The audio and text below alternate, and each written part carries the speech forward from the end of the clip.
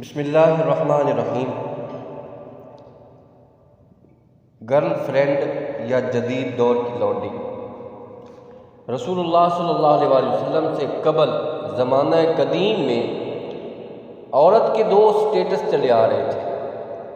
ایک باعزت خاندانی خاتون جس کے تعلقات قائم کرنے کے لیے باقاعدہ نکاح کیا جاتا تھا، اور دوسرا منڈیوں میں بکنے والی قابل خرید و فروخت عورت جس کو لونڈی کہا جاتا ہے۔ لونڈی کا سٹیٹس یہ تھا کہ جو بھی اس کا ریٹ لگا کر اس کو خرید لیتا وہ اس کی ہوتی، اور اس کے ساتھ اس کا مالک بغیر نکاح کے تعلقات قائم کر سکتا تھا۔ اسے تقریباً قانونی حیثیت حاصل تھی۔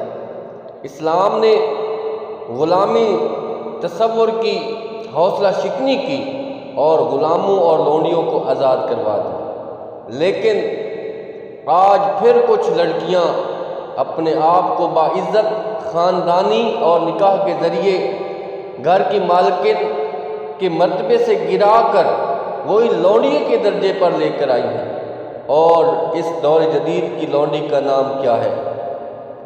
گرل فرینڈ، جس کے بارے میں ابن آدم کا دعویٰ ہے کہ وہ اس کو گھٹیا سے گفٹ اور چند بار کی شاپنگ کے عوض خرید لیتا ہے۔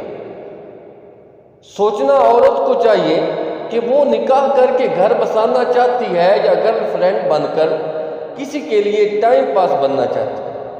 افسوس کہ آج کل بہت سی خواتین، چاہے وہ شادی شدہ ہوں یا غیر شادی شدہ ہوں، اس گندے مرض میں مبتلا ہے اور بڑی خوشی اور بڑے فخر کے ساتھ کسی کی گرل فرینڈ بن جاتی ہیں، اور یہ گرل فرینڈ جو ہے بننا پسند کرتی ہیں۔ سخت مگر قابل غور بات، کاش کہ اتر جائے تیرے دل میں یہ میری بات۔